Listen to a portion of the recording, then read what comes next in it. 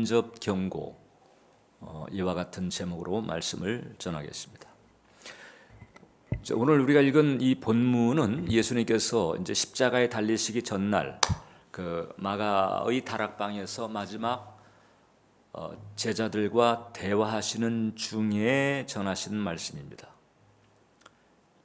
이제는 이제 십자가로 가셔야 하는 자리입니다. 더 물러설 데도 없고 더 피할 이유도 없습니다. 그래서 당신은 아셨지만 지금 전혀 감을 잡지 못하고 있는 제자들에게 순환에 대해서 고지하고 이제 이 충격의 상황들을 감당할 수 있도록 위로의 메시지와 함께 성령님도 소개해 주시는 말씀을 전하신 거예요. 그리고서는 이제 이렇게 매듭을 하신 것입니다. 이후에는 내가 너희와 말을 많이 하지 아니하리니 이 세상 임금이 오겠습니다. 그러나 그는 내게 관계할 것이 없다. 이게 이제 간접 경고라고 저는 보는 거예요. 이 말씀의 뜻을 조금 더 우리가 이해하기 위해서 몇 가지 역본의 구절들을 보려고 하는데, 일단 세번역은 이렇게 합니다. 나는 너희와 더 이상 말을 많이 하지 않겠다. 이제는 하실 만큼 다 하셨어요. 이제는 이제 십자가의 순환의 길을 가셔야 되는 상황인 거예요. 근데 이 세상의 통치자가 가까이 오고 있기 때문이다. 예수님을 제거하려는 사탄의 이제 역사가 지금 이제 임박한 상태잖아요.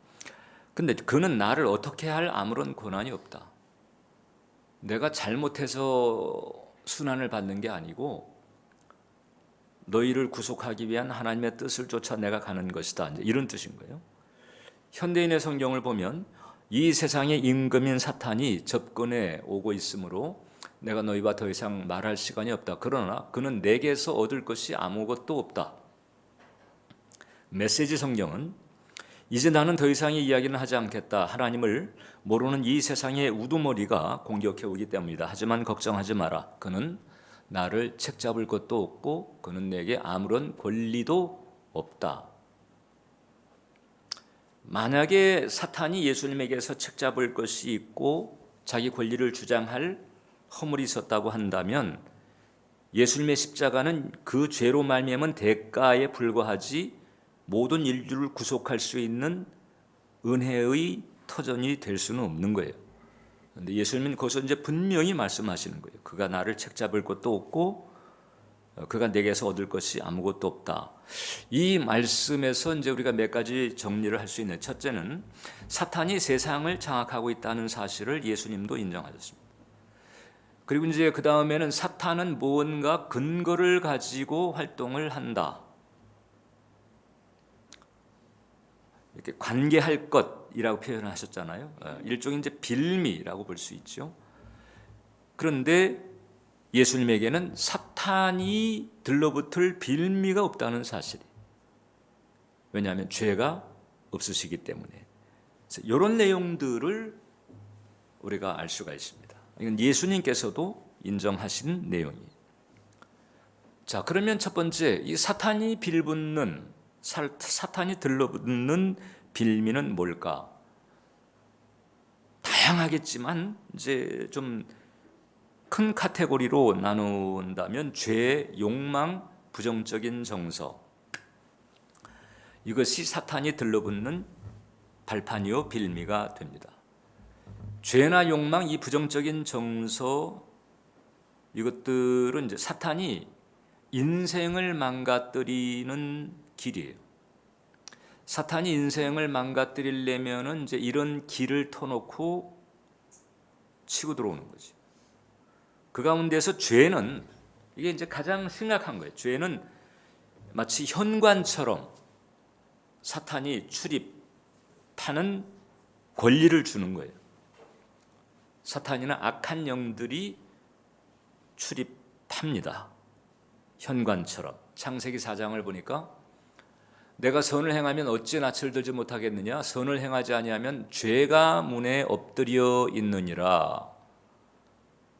지금 이제 아벨을 죽이기 전 카인에게 하나님께서 지금 일종의 이제 경고를 주시고 있는 것이거든요. 그때 하나님 표현이 죄가 문에 엎드려 있다. 이게 죄는 문과 같다는 거예요. 그 다음에 이제 욕망이라고 하는 게 있는데, 이 욕망은 모든 죄, 모든 저주의 씨앗과도 같은 거예요. 그래서 이 죄와 욕망은 불가분리입니다.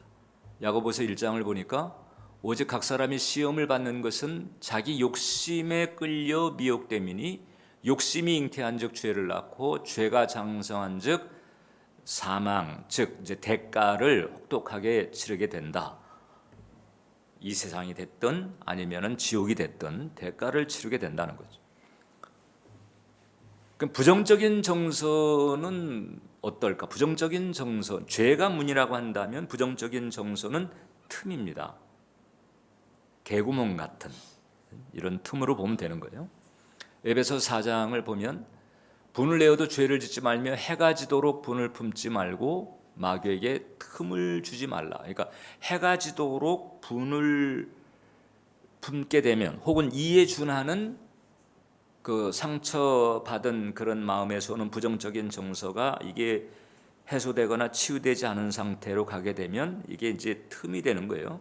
사탄이나 악한 영들이 출입하는 틈이 됩니다.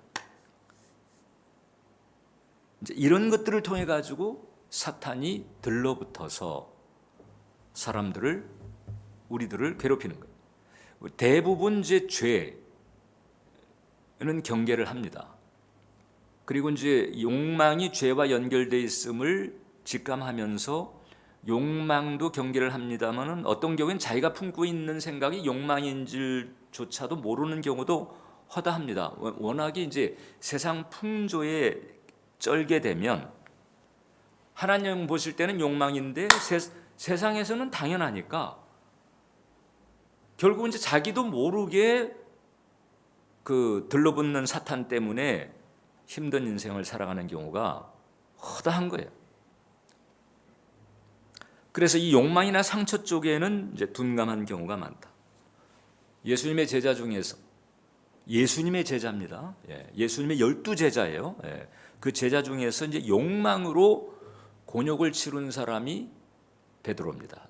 뭐 사실 베드로만 그런 게 아니고 다른 제자들도 마찬가지였는데 수제자인 까닭에 아주 대표적으로 곤욕을 치른 거예요. 그럼 베드로에게는 어떤 욕망이 있었을까? 사실 자기 생업을, 가족을 두고 예수님을 따른 제자였잖아요.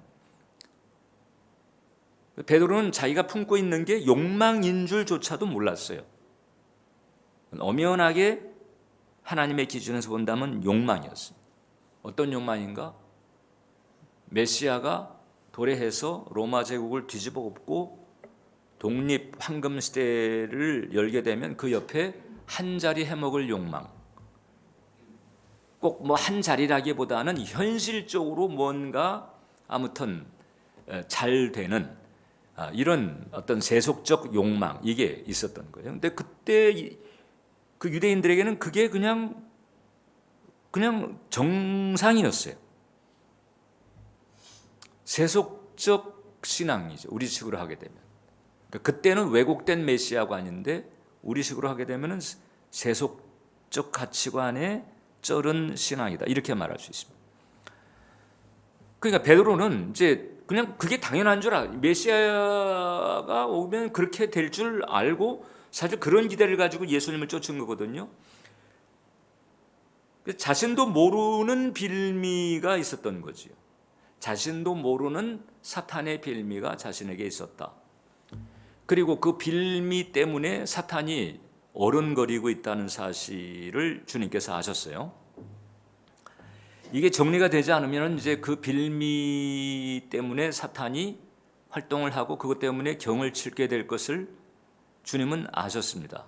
그래서 누가복음에 보면 이렇게 경고를 하신 거예요. 시몬아 시몬아, 보라, 사탄이 너희를 밀가부르듯 하려고 요구했다. 베드로와 제자들이죠. 왜곡된 메시아관에 젖어 있는 그 제자들을 이렇게 사탄이 밀가부로 타려고, 그것은 하나님의 기준에 보면 욕망이거든요. 그럼 사탄의 발판이 되는 거예요. 그러니까 사탄이 저 보십시오, 예수님, 저 내 영역입니다. 저 사람들은 지금 내 쪽으로 기울어져 있습니다, 이거거든요. 그래가지고 이 사탄이 예수님에게 청구를 했다는 거잖아요. 당연하게 아주 권리주장하듯이 그렇게 했다는 거죠. 그러나 내가 너를 위하여 내 믿음이 떨어지지 않기를 기도하였노니 너는 돌이킨 후에 내 형제를 굳게 하라. 이제 경치는 것은 피할 수가 없어요.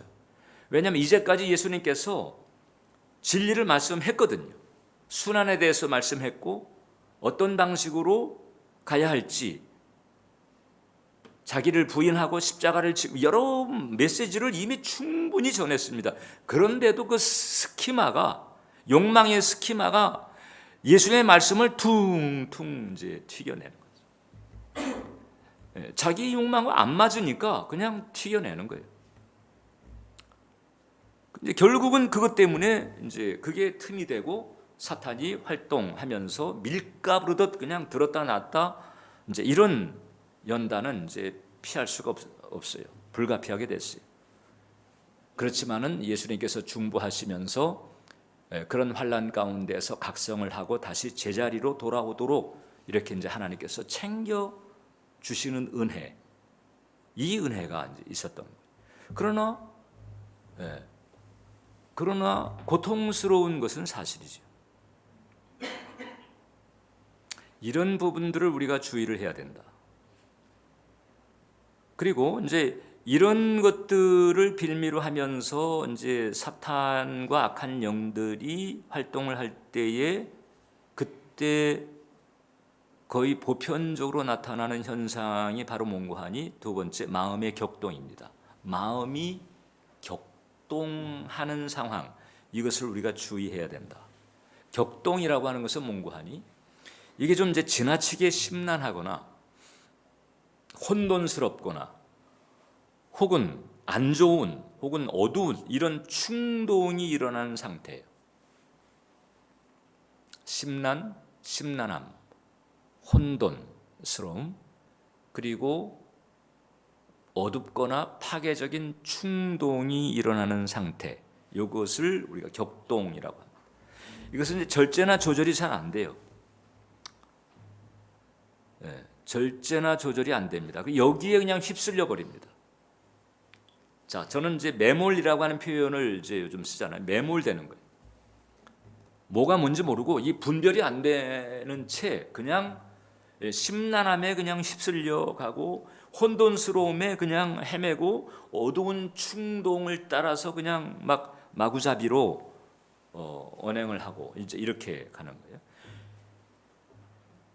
이게 이제 사탄과 악한 영들이 사람을 공격하는 대부분의 양상입니다. 보통 이 악한 영들이 사람을 공격을 한다고 하면 어떤 생각을 하는 거 아니, 이제 거라사 군대 귀신 들린 사람 생각하고, 그 다음에 무슨 뭐 영화 뭐 엑소시즘이나 오맨에 등장하는 그런 것을 생각하고 이렇게 생각을 합니다. 그런 케이스는 드물어요.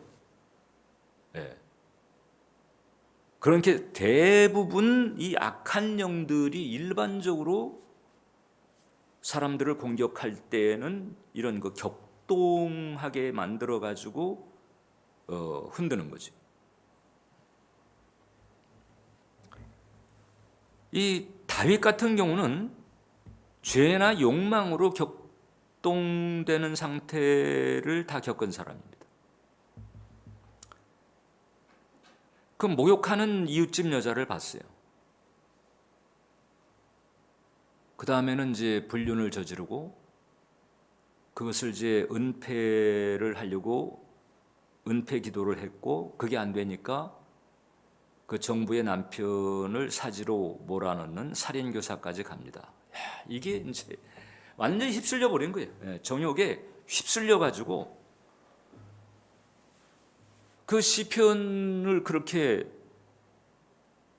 심오하게 지었던 이 다윗이 삽시간에 그냥 영성이 무너지고 인생이 무너지고 집안이 무너지고 무너져 버리는 거예요. 근데 이 대목에서는 구약 성경은 그런 표현을 하지 않고 있지만 명백하게 이제 음란한 영이 다윗의 그 본능을 혹은 본능적 욕망을 부추겼다. 두 가지가 있는 거죠. 다윗의 안에 있는, 다윗의 내면에 있는 욕망과 그 다음에 음란한 영이,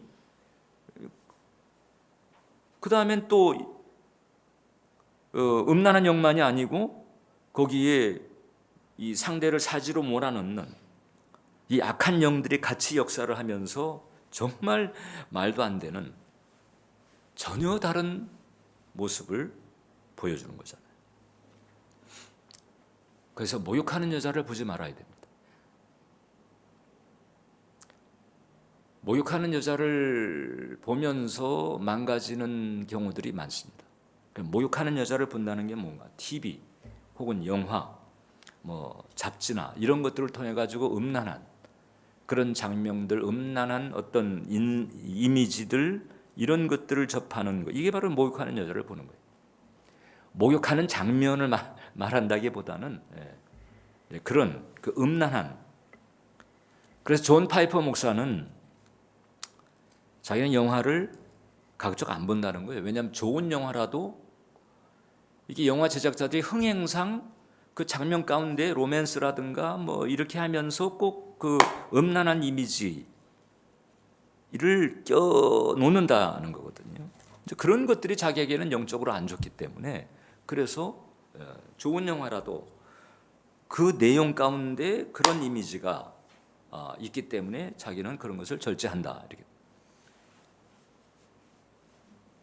그 다음에 이제 다윗이 말년에 가가지고 그 이스라엘의 인구 조사를 합니다. 이제 역대상 21장을 보면 사탄이 일어나 이스라엘을 대적하고 다윗을 충동했다. 이게 지금 이제 개역 개정판인데 개역 한글판에서는 다윗을 격동시켰다고 그랬어요. 다윗을 충동해서 누가? 사탄이.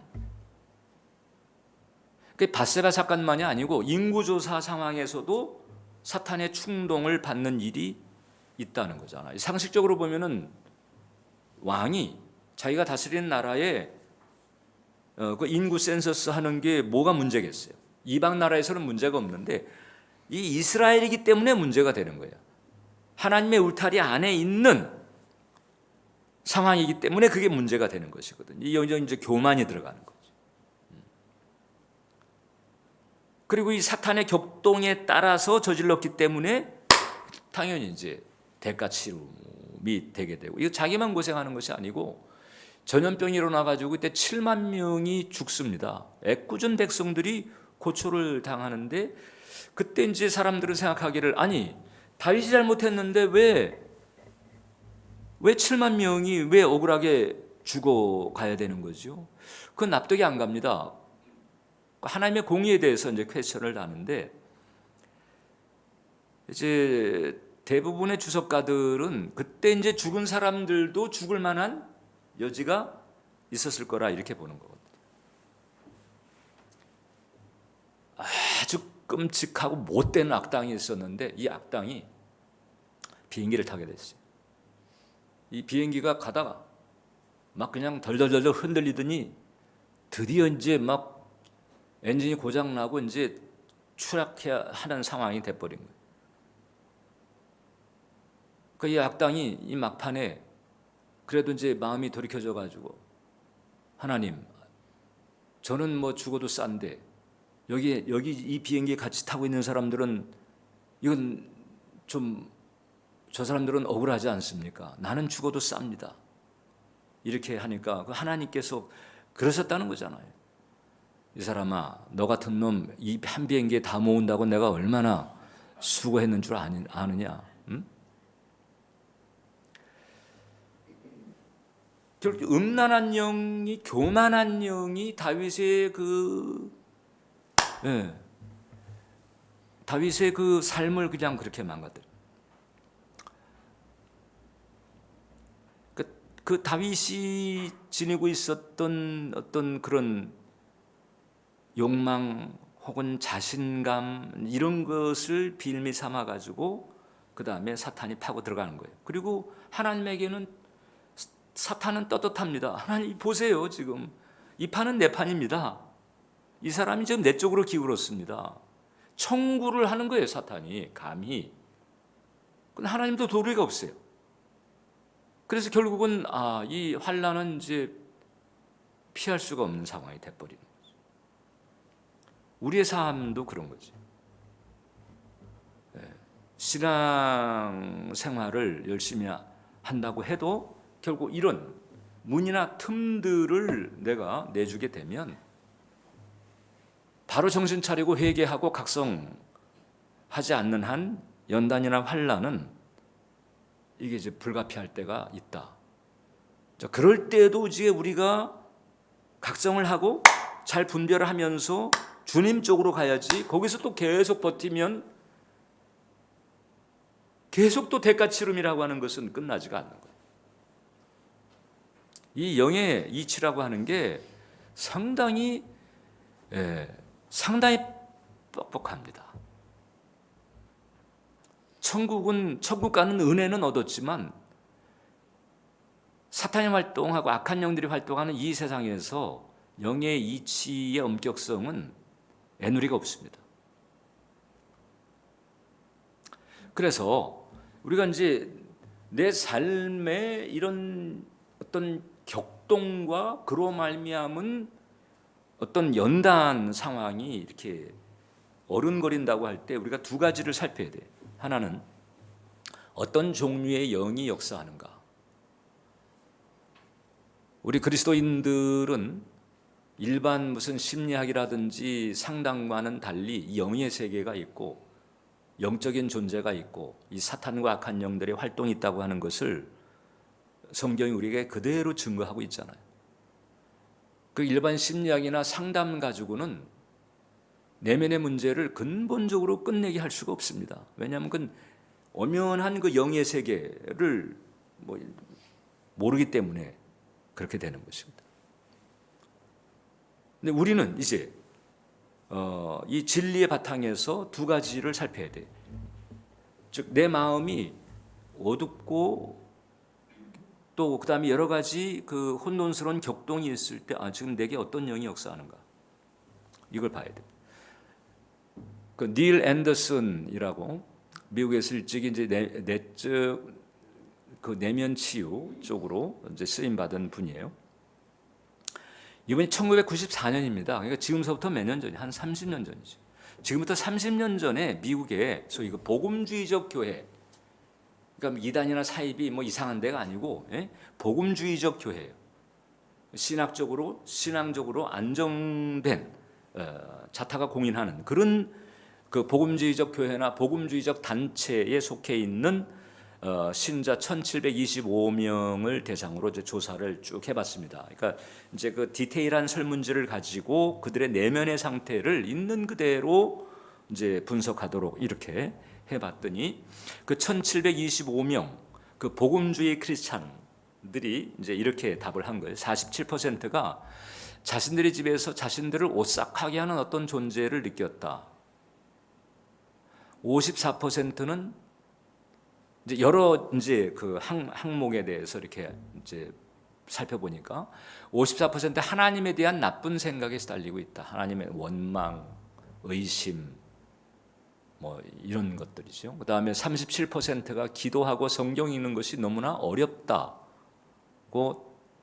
대답했고, 70%는 누군가 속삭이는 소리를 듣거나 악한 생각과 씨름하고 있다. 20%는 자주 자살을 생각하고 있다.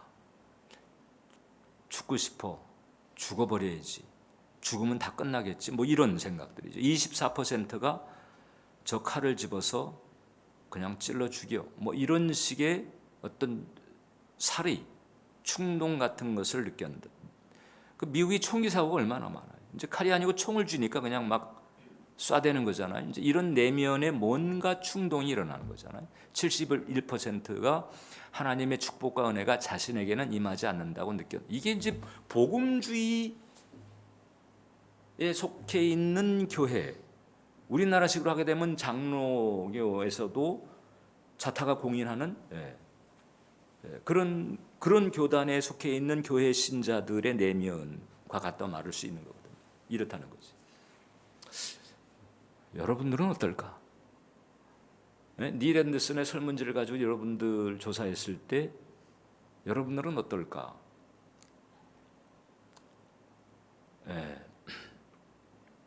에베소서 6장 12절을 보면 우리의 씨름은 혈과 육을 상대하는 것이 아니요 통치자들과 권세들과 이 어둠의 세상 주관자들, 이 타락한 천사 계열이고 하늘에 있는 악한 영들이 있다는 거죠. 하늘에 있는 악한 영들이 있다.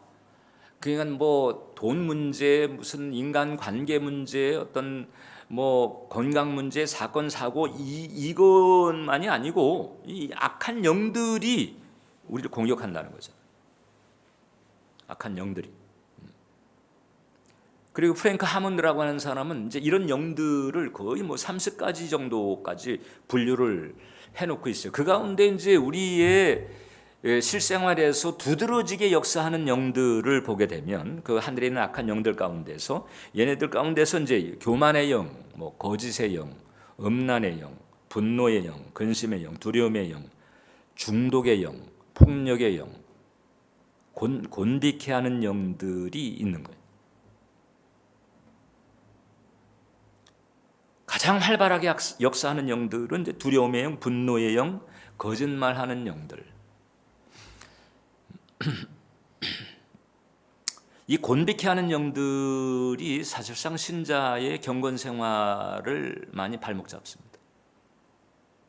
정말 마음에 갈망의 마음이 있고 절박한 마음이 있어가지고 내가 오늘은 내가 기도에 가야지 뭐 이렇게 된다든지 아니면 꼭 뭐 교회라고 하는 물리적 공간만이 아니고 내가 이따가 이제 다 정리해 놓고 몇 시에는 내가 내 방에 들어가서 하나님 앞에 기도하자. 딱 이렇게 이제 마음을 먹었는데 이상하게 그 시간이 이렇게 다가갈 즈음 되게 되면 피곤이 확 몰려오고 그냥 아이고 이제 다음에 뭐 이렇게 번번이 이제 그렇게 되잖아요. 그럼 진짜 피곤이 있을 수도 있고 아니면 피곤한 영이 곤비케 하는 영이 역사하는 경우 저 같은 경우에는 곤비케 하는 영이 역사하는 경우가 많아요. 특히 이제 사역이나 집회를 하고 이럴 때 그냥 마치 번아웃 되듯한 그런 느낌이 들어와 가지고 그냥 사역에 대한 이 전투 의지가 손상이 되는 경우가 있어요. 몰랐을 때에는 그냥 막 어거지 같은 마음을 가지고 이렇게 했는데 나중에 이제 겪어보면서 이게 이 대적을 해야 되는구나. 이래가지고 예수의 이름으로 명하노니 탈진시키는 이 악한 영은 내 몸에서 떠나갈지어다. 내 마음에서 물러갈지어다. 이렇게 해버리니까 진짜 신체적인 피로에서 오는 부분들은요 그렇게 기도한다고 그래가지고 그 피로가 싹 가시는 게 아니에요. 소위 자연적인 피로는. 근데 이 곤비케 하는 영이 경건의 자리에 가지 못하도록 발목 잡았을 때는 이렇게 기도하게 되면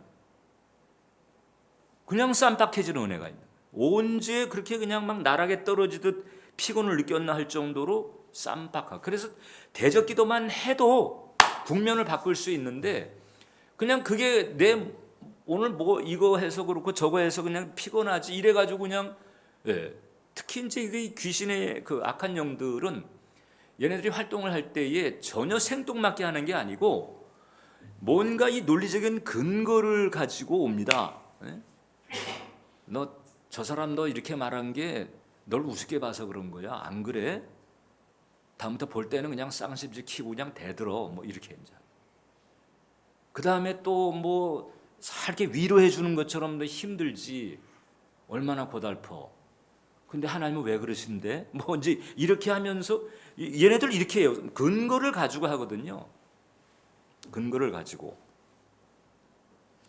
그러니까는 이게 여러 가지 생각하면서 그래서 당연히 그냥 내 몸이 이거 이건 그냥 쉬어야 돼. 이렇게 하고 딱 떨어지는 경우들이 있는 거예요.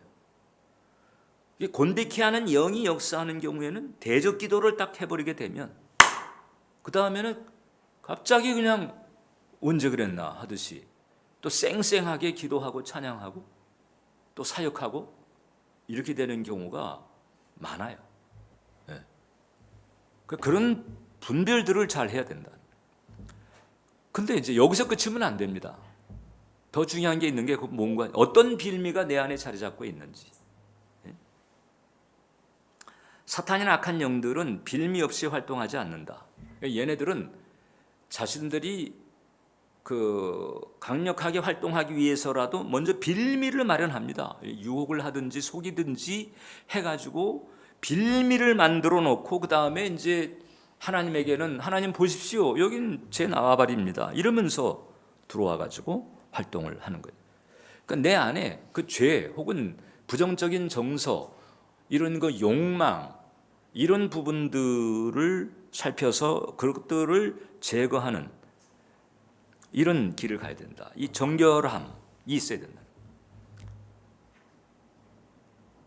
그래서 여러분들이 그냥 마음이 그냥 막 속이 상하고 막 부정적인 생각, 파괴적인 생각, 속상한 생각이 확 휘몰아치고 그냥 막 그게 나를 사로잡아 가지고 그냥 이렇게 나를 이끌어가듯 이렇게 하는 상황일 때 그때 세 번째 영분별과 대적을 해야 된다. 알아차려야 되는 거예요. 걔네들이 그렇게 할 때는 말씀드렸잖아요. 논리적인 근거를 가지고 하는 거예요. 그게 무슨 문제가 됐든 너 억울하잖아. 누구든지 이런 일 당하면 다 억울해할 거야. 계속 억울해해. 막 이렇게 하는. 그 생각해 보면 지금 억울해할 만해. 여러 가지 논리적인 근거를 가지고 휘몰아치게 할 때가 있습니다. 이때 영분별을 해야 되는 거예요. 알아차려야 되는 거예요. 아, 이게 내가 지금 공격받고 있구나. 내가 그러니까 이게 평강이 나를 주장하는 상태가 즉 샬롬이 없잖아요. 샬롬이 흔들리고 있다. 그러면 바로 경고등을 켜고 살펴야 되는 거죠. 거기에 그냥 맞아 그래. 그 귀신들 하는 얘기에 그냥 맞아 그래. 이러면서 질질 끌려가면 그 대가 치름의 그 악순환을 끊을 수가 없어요. 베드로는 세속적 욕망 때문에 환란이 왔고 다윗은 음란과 교만 때문에 환란이 온 거잖아요. 이것을 분별해야 되는 거예요. 분별을 하고 그 다음에 회개를 하는 거지. 회개를 해야만이 거기에 기생하거나 들러붙는 악한 영들을 우리가 물리칠 수가 있다. 마가복음 16장에 보면 믿는 자들에게 이런 표적이 따르니 곧 그들이 내 이름으로 즉 예수의 이름으로 귀신을 쫓아내며 악한 영들을 말해요. 예수의 이름으로 악한 영들을 쫓아내며 그러니까 우리가 신앙생활을 하면서 예수님의 이름으로 이 악한 영들을 쫓아내는 기도를 하지 않고 있다. 그럼 이제 계속 당해왔다. 안 한 만큼 당해왔다. 자연적인 상태가 있어요. 아까도 얘기했잖아요. 이 피로가 이래서 몸에 무리를 했다든지 운동을 많이 했다든지 그러면 당연히 그 신체적인 피로가 오죠. 그것은 곤데케 하는 영을 쫓아낸다고 해결되는 게 아니고 쉬어야 되는 거예요. 그런데 이게 곤데케 하는 영이 역사하는 경우에는 대적 기도하면 쌈박해 다시 그 회복을 하는 거거든요. 그런 케이스들이 적지가 않다라는 거죠. 그러니까 예수님이 내 이름으로 좀 귀신을 쫓아내거라 하셨으면 그럼 예수 이름으로 귀신을 쫓아내는 길을 우리가 가야 되는 거예요. 근데 그런 기도를 하지 않았다. 그러면 모두 다 대적 기도가 필요한 것은 아니겠지만은 제가 볼 때는 절반 내지 그 이상은 대적 기도를 해야 되는데 그냥 모르고 그냥 계속 이제 당하고 있는. 예수의 이름으로 대적 기도를 하지 않은 분들은 그렇다고 보면 돼요. 그래서 계속 심란하고 우울하고 그늘지고 샬롬에 대한 느낌이 없는, 샬롬에 대한 확신이 없어. 샬롬이고 싶지만 실제로는 샬롬을 누리지 못하는. 그리고 이 하나님은 우리가 예수의 이름으로 귀신을 쫓아내는 권세를 우리에게 주었단 말이죠. 누가복음 10장에 보면 내가 너에게 뱀과 전갈을 밟으며 원수의 모든 능력을 제어할 권능을 주었으니 너희를 해칠 자가 결코 없으리라. 원수의 모든 능력을 제어할 권세를 주었습니다. 하나님의 자녀된 기본 권세예요. 이 영적인 권세가 내게는 있는 것이거든.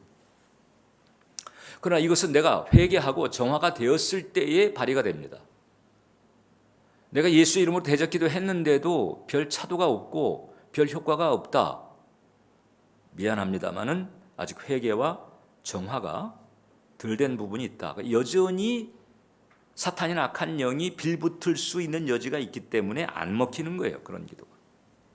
쓰레기가 있고 파리가 있는데 쓰레기에 파리가 끼잖아요. 파리를 계속 쫓아내면 파리채를 휘두르면 당장 그 시간에는 파리가 도망가겠지.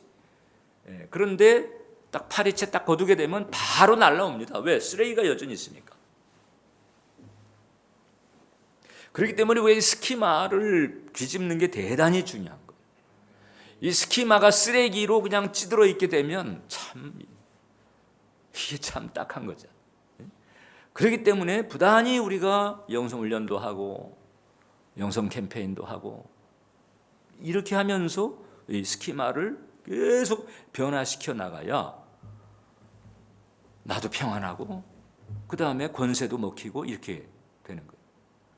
그래서 야고보가 그런 얘기했습니다. 야고보 4장 7절을 보면 그런즉 너희는 하나님께 복종할지어다. 마귀를 대적하라. 그리하면 너희를 피하리라. 그러니까 마귀를 대적하면 피하게 되는데 전제 조건이 있는 거잖아요. 하나님께 복종할지어다. 여러분, 저와 여러분들을 향한 하나님의 뜻이 분명합니다. 골로새서 3장 15절인데 그리스도의 평강이 너희 마음을 주장하게 하라. 너희는 평강을 위하여 한 몸으로 부르심을 받았나니 너희는 또한 감사하는 자가 되라. 저와 여러분들은 예수님의 십자가 덕분에 평강을 누리며 살 수 있는 은혜를 받았어요. 그리스도의 평강이 내 마음을 주장하게 돼. 샬롬이 내 마음을 주장하는 상태가 정상적인 그리스도인이에요.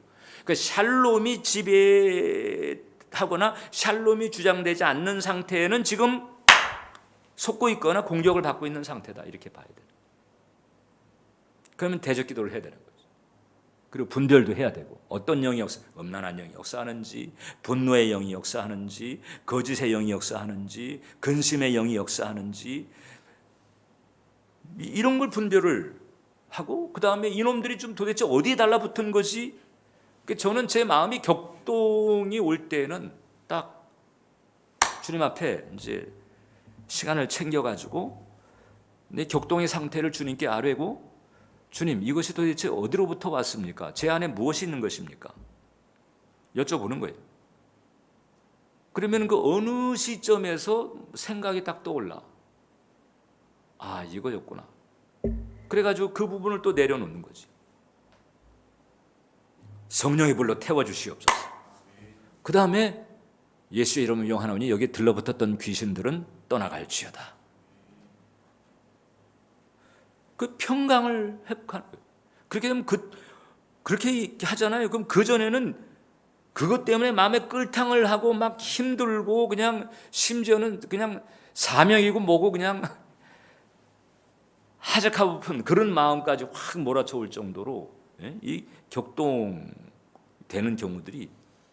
근데 그렇게 딱 기도를 해버리고 나게 되면 언제 그랬냐는 듯이 와, 참 희한합니다. 사람의 영이라고 하는. 그래서 그리스도의 평강이 주장하는 상태를 유지를 해야 된다.